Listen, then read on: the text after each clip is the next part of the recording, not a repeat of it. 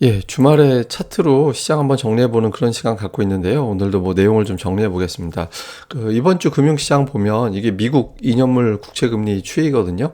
금융시장이 지표만 놓고 보면 그렇게 크게 급변한 줄은 아니었습니다. 그러니까 달러가 0.8% 빠졌고, 금리는 조금 올라갔고, 유가도 조금 올라가고, 증시는 한 3%가 적게 빠진 건 아니지만, 우리가 체감적으로 느꼈던 거에 비하면 미국 시장은 그래도 그렇게 심하게 빠지진 않았죠.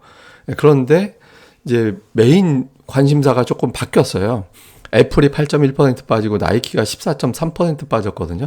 그러니까 긴축 재료에서 그 다음에 경기 침체 우려로 갔다가 지금은 기업들의 실적 우려로 가면서 이제 메인 재료로 작용하는 재료들이 조금씩 바뀌고 있고, 바뀌고 있는 재료가 투자자들에게는 조금 더 부담이 커지는 그런 상황으로 가고 있죠. 그래서 뭐 저런 정책 펼쳐도 실적이 나빠질까, 경기가 나빠질까, 이런 단계가 점차 다가오고 있다라는 게 지금 부담이 됐던 것 같습니다.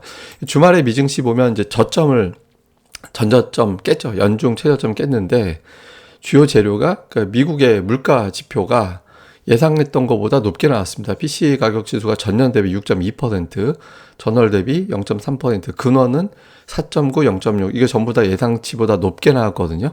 그러니까 미국의 물가 수준이 너무 완만하게 빠지는 것 같다. 또는 광범위하게 물가가 퍼지고 있다. 예, 뭐 한두 개의 항목으로 진정될 수 있는 게 아니라 너무 많이 이것저것 퍼져가지고 이거 잡는데 시간 좀 걸릴 것 같다. 그러니까 이런 느낌이 있었고, 앞서 말씀드렸던 애플과 나이키의 부진, 이런 것들이 있었고, 그 다음에 이제 브레이너드, 토마스 바킨 이런 연준 인사들이 가열차게 계속 긴축을 해야 된다. 제가 가열차게라는 표현은 이제 제가 넣은 표현이고, 계속해서 긴축을 해야 된다라는 메시지를 넣고 있거든요. 그러니까 물가 지표 이렇게 나오는데 연준 인사들은 세게 말하고 기업들의 실적은 나쁘게 나오고, 이런 가운데 러시아가 또 점령지 병합 선언하고 되돌릴 수 없다, 이런 이야기 했잖아요. 미국은 또 추가적으로 제재를 한다라고 하고 있고, 그러니까 지정학적 리스크까지 더해진 겁니다. 그러니까 물가 부담, 연준 인사들의 강한 발언, 기업들의 실적 우려, 여기에다가 지정학적 리스크, 이런 것들이 더해지면서 연중 최저치를 견디지 못하고 이거마저 깨져 내려가는, 예, 그런 모습을 좀 보였습니다. 차트를 보면 이제 미국의 이제 지표, 그러니까 주요 지수인데, 우선 이게 그 나스닥 시장입니다. 그러니까 나스닥 50월선이 되게 중요하다라고 제가 말씀을 드렸잖아요. 깨졌어요. 50월선이 이제 깨졌는데, 이게 50월선이 깬 사례가 90년대 초반, 그다음에 이제 금융위기 때, 그다음에 이제 금융위기 때 IT 버블 금융위기 이럴 때 깨졌거든요. 근데 지금 이게 좀 확대해서 보면 그 선을 깨고 내려갔어요. 제가 어저께 이제 50월선 나스닥 되게 중요한 지지선 역할을 해야 된다. 이거마저 도장 깨기가 될지 한번 봐야 된다라고 말씀드렸잖아요. 결과적으로 깼습니다. 이게 뭐 주초에 바로 확 복원하지 않는다면 이 아래에서 오랫동안 머물게 되면 투자 심리가 더 나빠질 수 있거든요. 일단 이제 중요한 지지선 하나가 깨졌다라는 점. 다음에 이제 미국 S&P 500 지수 같은 경우는 여기 딱 붙었는데 이제 200주선.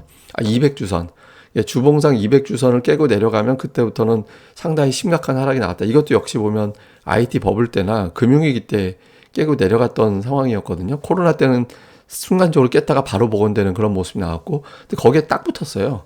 예, 종가가 거의 오차 한 3포인트 났나? 예, 그 정도니까 거의 종가 거기에 붙어서 끝났거든요.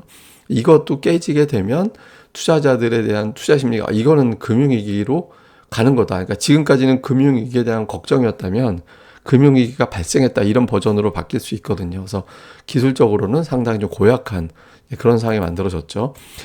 근데 뭐 미국 S&P 500 지수 9개월 동안의 낙폭을 또 비교해 봤어요. 그랬더니 1930년대 이후 네 번째, 그러니까 1931년 이후로만 놓고 보면 세 번째로 초반 9개월 동안 많이 빠진, 그러니까 올해 증시가 역사적으로 기록에 남을 정도로 상당히 안 좋은 흐름이 나오고 있는 거죠. 그래서 31년 이후에는 세 번째, 통계 낸 다음부터는 네 번째, 이 정도로 좀 9월까지 상당히 증시가 고전을 하고 있다, 이렇게 봐야겠습니다.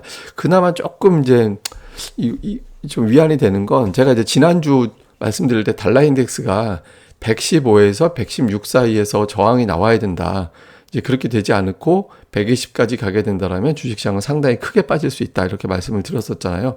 이제 제가 이제 그 근거로는 2008년도 이후에 저점과 고점이 높아지는 추세선 상단인데, 그 추세를 깨고 넘어갈 거냐, 그러니까 그 상단이 115, 116 정도 된다라고 말씀드렸죠. 근데 이게 이번 주 피크가 114.75, 사실상 115였거든요. 근데 그 부근에서 각국 중앙은행들이 지금 막 그 환율 안정시키려고 별의별 짓 다 하고 있잖아요. 그래서 이런 노력들이 나와서 그런지 몰라도 일단 115에서는 상당히 아래로 내려와 있긴 합니다. 한 112가 됐는데 여기서 달러가 밑으로 내려가느냐, 잠깐 쉬었다가 115를 다시 뚫고 나가서 120을 향해서 갈 거냐. 이게 이제 코스피 지수가 2000 깨러 갈 거냐, 아니면은 이제 조금 욕심을 내면 한 2400까지 좀 시도를 해볼 거냐, 2300 정도까지 시도를 해볼 거냐, 이걸 이제 가늠하는 기준이 될 수 있거든요. 그래서 달러 인덱스가 이번 주에도 빠져주는지 요거 좀 대단히 중요한 지표로서 봐야 될 것 같습니다.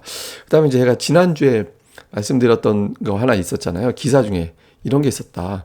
이제 인플레이션이 억제될 것이다라는 낙관론자들이 있는데 연준은 이렇게 말한다. 앉아, 그리고 입 닥쳐. 그러니까 이런 이야기를 하더라. 이런 기사가 있었다라고 말씀드렸잖아요. 로이터에서 나온 보도였다고.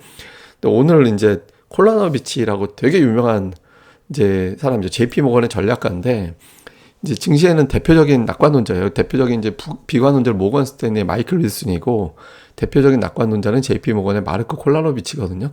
근데 이 사람이 오늘 좀 부러지는 그런 이제 좀 표현을 했어요. 제시했던 게 이제 S&P 500 지수 4,800까지 간다 이렇게 이제 제시를 했는데 통화 정책과 지정학적 리스크가 너무 불안하다. 목표했던 지수 달성이 어려울지도 모르겠다.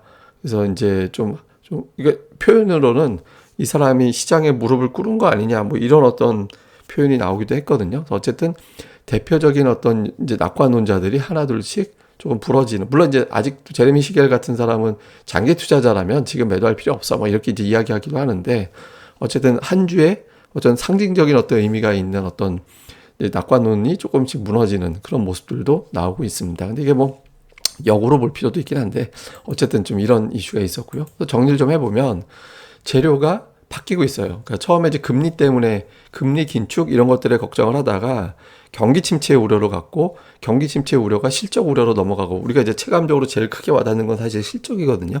근데 실적으로 넘어가면서 재료가 왔다. 이거 다음은 사실 넘어갈 게 없어요. 왜냐하면 실적이 최종 판이니까.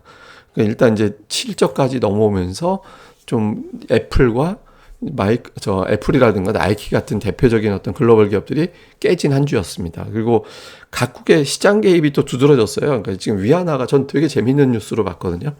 위안화가 각 홍콩, 런던 막 이런 데서 달러를 막 이제 국영은행들이 막 모아놓고 그걸 동시에 우리가 자 준비 시작 땅 치면 이제 동시에 달러를 확 팔고 달러를 확 판 다음에 그걸 갖다가 위안화로 그 돈으로 위안화를 확 사들이면 달러 약세 위안화 강세 이렇게 될 거야. 환율이 떨어질 거야. 이런 어떤 걸 한다든가 일본이 엔화 방어하려고 지금 돈을 퍼붓고 있잖아요.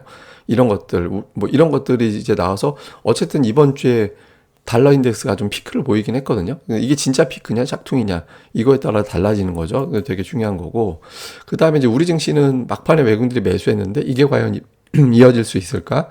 이런 것들에 대한 고민이 있죠. 그래서 이 부분 중요할 거고 그 다음에 이제 돌아오는 일정상으로 제가 주간 증시 전망대에서 말씀드리겠지만 삼성전자 잠정 실적이 있고 그 다음에 또 CPI 지표 나오고 이게 이제 줄줄이 굉장히 중요합니다. 그러니까 마이크론 테크놀로지가 지난주에 미증시가 그렇게 빠졌는데 보합으로 끝났거든요. 주간으로는. 그리고 미증시 하락한 주말에도 이제 플러스로 끝났고 이런 것들은 이제 긍정적이긴 한데 그래서 외국인들이 삼성전자에 대한 시각을 이제는 반도체 바닥이야라는 쪽으로 볼지 이거 되게 중요한 것 같습니다. 그리고 이제 10월 이야기를 좀 해보면 이게 이제 다우지수 평균 월 평균 움직임인데 9월이 원래 안 좋았잖아요.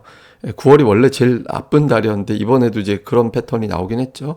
근데 10, 11, 12로 갈수록 강해지는 데이터가 있거든요. 이거는 이제 미국 다우지수만 그런 게 아니라 S&P 500 지수도 마찬가지입니다. S&P 500 지수도 뭐 최근 20년, 10년 뭐 이렇게 중간값 이렇게 비교를 해보면 9월이 약했고 10월, 11월로 가면 또 괜찮아지는 모습이 있거든요. 이게 왜 보여드리냐면 이걸 보고 투자자들이 매수를 할까? 10월에는 올라갈 거니까 매수해도 되지 않을까? 그러니까 이런 기대를 가질 건지 아니면 이걸 뛰어넘을 정도의 도장 깨기가 나올 거냐. 요거 되게 중요하죠. 그리고 또 하나는 이제 미국의 중간선거. 미국의 중간선거가 있을 때 그 해는 주식시장이 안 좋았다라는 거예요. 그래서 그의 최저점을 찍은 날짜 보여주고 그때까지의 낙폭, 그 날짜부터 1년 후에 그 날짜까지의 상승률 이걸 보여주는 거거든요. 근데 빠진 적이 없다라는 거예요. 중간선거까지 그 해에 좀 빠지고 평균적으로 중간값은 이제 9월 초반까지가 이제 평균값이고 아니면 8월 정도 하여튼 이렇게 보면 여러 가지 어떤 데이터들이 있는데 대략적으로 중간 선거에 어떤 언제가 될지 몰라도 저점이 나오면 그 후 1년 동안은 강했다. 근데 가장 늦게는 이제 2018년 12월 24일 이거 되게 유명한 이제 트럼프의 나홀로 집회죠. 나홀로 크리스마스 이브날 백악관에 앉아서 노트북을 했는지 PC를 했는지 모르지만 그때 막 이런저런 막 이상한 소리 트위터에 올려가지고 시장이 폭락하는 그런 적이 있었잖아요. 그래서 그때 저점이 12월 24일이 돼버렸는데 근데 12월까지 사실 내려간 사례는 별로 그렇게 흔하지는 않았거든요. 그래서 이게 지금 어떻게 될 거냐. 그러니까 이게 이제 과연 투자들에게 어필이 돼서 매수의 실마리가 될 거냐 아니면은 이거고 뭐고 지금은 경기 침체하라는 쪽으로 갈 거냐. 이게 되게 중요한 기로가 되겠죠. 다음에 이제 우리나라 코스닥이 주간에 7% 넘게 빠졌거든요. 그러니까 2015년도 이후 제가 데이터를 뽑아보니까 7% 이상 빠진 경우가 이렇게 나왔고 다음 주와 다음 달, 그러니까 평균적으로는 다음 달 올라가는 비율이 더 많은데 다음 달보다는 다음 주에 반등하는 비율이 조금 더 높긴 했거든요. 그러니까 이걸 이제 딱 보면 그냥 이럼에도 불구하고 이걸 깨버린다? 이래버리면 올해 들어서 두 번, 6월, 9월 연달아서 이게 좀 안 좋게 되는 거기 때문에 투자자들이 이거 시장 되게 걱정된다 이렇게 갈 수도 있는 거죠. 그러니까 이번 돌아오는 주에 코스닥이 어느 정도 힘을 발휘하는지 봐야 될 것 같습니다. 그리고 올해 제가 코스닥 기록을 좀 모아보니까 0.1%라도 올라간 종목이 148개고 하락한 종목이 1330개더라고요. 나머지는 그냥 보합이었다는 얘기고.